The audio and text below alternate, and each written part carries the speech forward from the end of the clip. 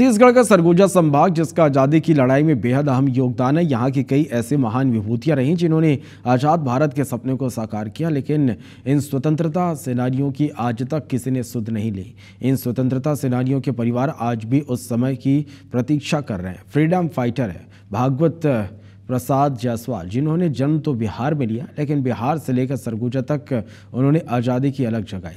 भागवत प्रसाद जायसवाल के वंशज कहते हैं कि भागवत प्रसाद जायसवाल क्रांतिकारी दल का हिस्सा हुआ करते थे।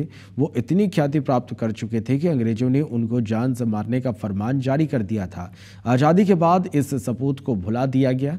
इधर सुभाष चंद्र बोस के आज़ाद हिंद फौज के सिपाही भी सरगुजा में रहे, लेकिन इनका परिवार भी उपेक्षा का शिकार है। आज़ाद हिंद फौज के सिपाही रहे स्वर्गीय नयन सिंह ठाकुर की बुजुर्ग पत्नी दया सिंह, जो आज काफ़ी बुजुर्ग हो चुकी हैं, वो कहती हैं कि पहले तो स्वतंत्रता दिवस और गणतंत्र दिवस पर उन्हें अपने पति को लेकर शासन की तरफ से आमंत्रण पत्र आता था, लेकिन अब सब कुछ भूल चुके हैं। 3-4 परिवार ऐसे हैं जिनके शासकीय रिकॉर्ड में नाम नहीं है।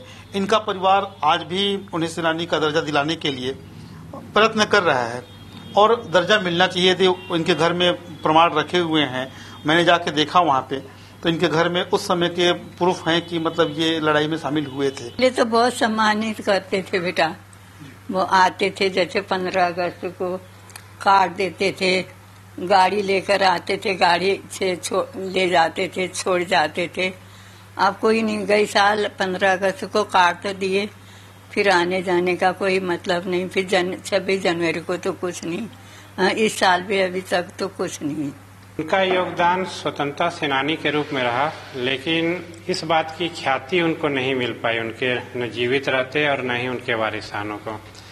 हम चाहते हैं कि तत्कालिक जैसे सभी स्वतंत्रता सेनानियों को सरकारी जॉब में आरक्षण मिलता है, स्वतंत्रता सेनानी पेंशन मिलता है, वो पेंशन लाभ और स्वतंत्रता सेनानी के रूप में उनके परिवार को जो भी लाभ मिलता है, साथ ही वे किस तरह से वो क्या उनका कार्य किए, किस प्रकार से वो बाकी सब चीज़ें उनकी रहीं, ये आम जनता को भी पता चलना चाहिए।